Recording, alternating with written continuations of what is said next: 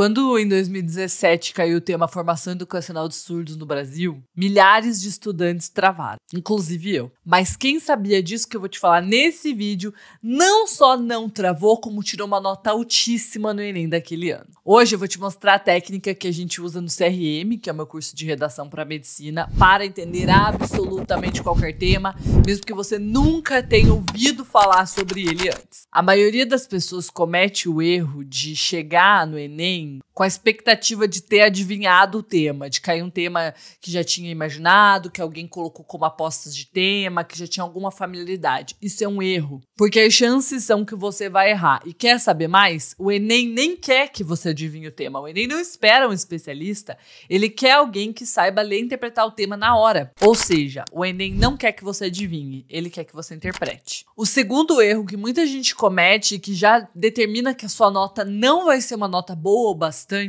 é fazer uma leitura passiva dos textos motivadores. Então chega lá na hora, pega a proposta de redação e simplesmente lê para entender o tema. Isso não é o suficiente. No máximo você sublinha as coisas mais importantes, mas você nem sabe selecionar quais são as coisas mais importantes, então no fim das contas tem mais coisas sublinhadas do que não sublinhadas. Quem nunca? No lugar de uma leitura passiva, que é só chegar e ler os textos motivadores, a gente vai começar a fazer agora uma leitura ativa. Uma leitura ativa é aquela que faz perguntas para os textos motivadores, em vez de só lê-los. A técnica das perguntas é a técnica que a gente usa no CRM para entender absolutamente qualquer tema. E aí existem inúmeras perguntas que você pode fazer, mas quais são as perguntas básicas? Qual é a frase temática?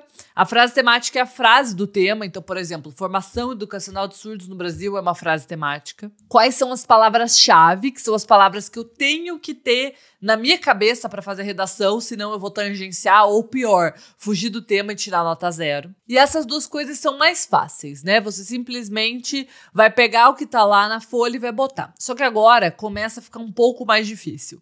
A próxima pergunta que você vai responder é a mais importante de todas. Qual é o problema dentro do tema? Porque o Enem sempre cobra um problema. Não é toda prova que cobra um tema-problema, mas o Enem sim. Só que a gente tem que entender qual que é o problema dentro do tema. Em alguns temas é mais fácil, em outros menos. Por exemplo, caminhos para combater a intolerância religiosa no Brasil. É fácil, porque intolerância religiosa já é claramente um problema.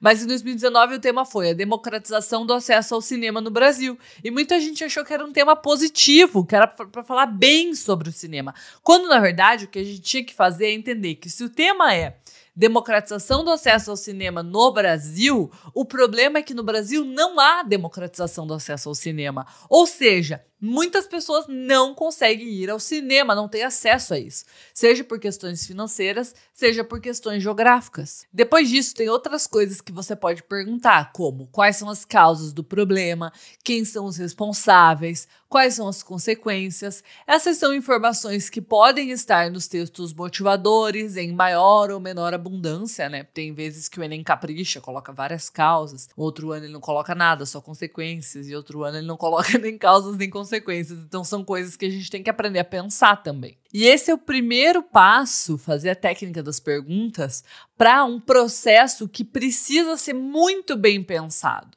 Você precisa saber entender muito bem qualquer tema, projetar uma redação sobre qualquer tema, fazer o rascunho usando a estrutura certa para qualquer tema e assim por diante. Escolher os melhores repertórios, saber argumentar. Esse passo a passo é o que vai garantir com que você consiga ter certeza de que você vai ter um bom desempenho e não coloque a sua aprovação na sorte. Eu conversei hoje com a Andresa, que foi uma aluna minha que passou em medicina. Ela acabou de ser aprovada em 7º lugar em medicina na UFPE, aos 47 anos de idade, depois de 2 graduações, e ela falou exatamente isso, que seguir o passo a passo foi essencial na aprovação dela. Ó, ela mandou assim: passei na UFPE Medicina 2025 com 960 estudando com você, obrigada. Fui na UFPE Campus Agreste, tenho 47 anos. Então, se você quer saber como fazer uma redação estratégica em qualquer tema, esse é o primeiro passo. Se a gente não é capaz de ler e entender qualquer tema, se a gente conta com a esperança de cair um tema de que a gente